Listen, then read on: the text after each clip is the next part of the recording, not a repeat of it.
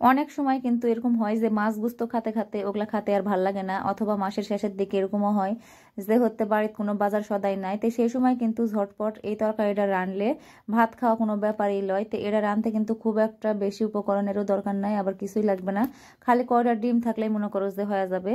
তো ডিম দিয়ে এরকম একটা রান্দা রানলে মনে করো যে বাড়ির সবাই খুশি হবে, খায়াও শান্তি পাওয়া যাবে। বিশেষ করে ব্যাচেলার যারা থাকে, রান্না বাড়ার ঝামেলা হয়, তারা কিন্তু চাইলে এই রেসিপিটা ঝটপট করে বানায় ভাত খাওয়া পারেন, কোনো সমস্যা নাই। এই ব্যাচেলার ভাই বোন যারা আছেন তাদের জন্যও কিন্তু এটা খুবই সহজ একটা রান্না।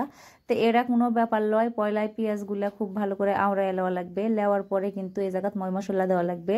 আর এই জায়গাত আমি সামান্য পরিমাণে কিন্তু তেজপাতা, একটা হচ্ছে দারচিনি আর একটা হলো সাদা এলাচ দিচ্ছি।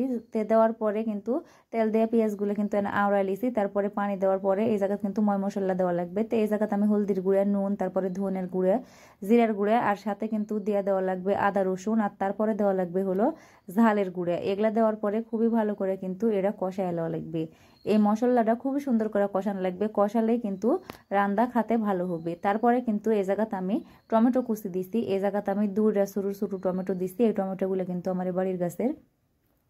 আর দেওয়ার পরে কিন্তু খুবই সুন্দর করে ভাজা ভাজা করে লিনু, দেখাই পারতেন তেল ছেড়ে দিছে। তো এই পর্যায়ে কিন্তু আমি এই জায়গাত পরিমাণ মতো পানি দিয়ে দিব।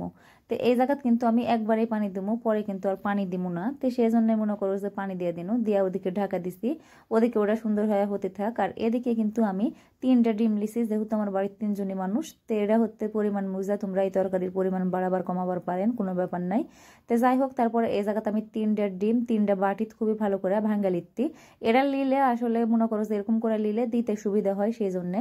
তো এখন হতে আমি ঢাকন তুলে কিন্তু এরা দেখিতে কি অবস্থা। তো এরকম করে লাড়াচাড়া দেখিতে নি পানি অনেকখানি শুকিয়ে আসছে। এই জায়গাত কিন্তু এখন আমি এই ডিমগুলো দিয়ে দিব। এরা কিন্তু ডিম সিদ্ধ করার কোনো ঝামেলা নাই, ডিম সিদ্ধ করা ছিল না, সেই ডিম ভাজা। ওই তরকারি রাঁধতে কিন্তু অনেক বেশি সময় লাগে, আর এটাত কিন্তু কোনো সময় লাগবে না। তো এরকম করে এখন ওই ডিমগুলো কিন্তু এরকম করে দিয়ে দিন, দেওয়ার পরে ঢাকন দিয়ে ঢাকে একদিকে যখন হয়ে গেছে, মানে ডিমগুলো যখন শক্ত শক্ত হয়ে গেছে, তখন কিন্তু আবার ঢাকন তুলে খুব ভালো মতো কিন্তু উল্টে দিন। এই ফাঁকে কিন্তু ডিমগুলা খুবই ভালো করে সিদ্ধ হয়ে গেছে।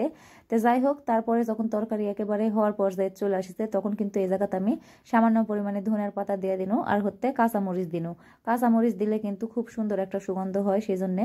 আর ভাত খাওয়ার সময় কাঁচা ঝাল না ডললে মনে করো যে আমার ভাত খাওয়া ভাল লাগে না। তো যাই হোক, এরকম করে দেখাই পারতেন তরকারি হয়ে গেছে, ডিমটাও দেখো কত সুন্দর সিদ্ধ হয়ে গেছে। আর এটা কিন্তু যে কোনো ডিম দিয়ে করা যাবে, হাঁস মুরগি যে কোনো ডিম দিয়ে কিন্তু করা যাবে। এটা কিন্তু আজকে আমি একেবারে দেশি যেই মানে মুরগির ডিমটা থাকে ওটা দিয়ে করেছি। তো দেখাই পারতেন আমার তরকারির রংটা, এই তরকারি এনা কুটে না হলে কিন্তু ভাত খাওয়া হয়ে যাবে। তো তোমরা কিন্তু এরকম করে চাইলে বাড়িতে করে খাওয়া পারেন।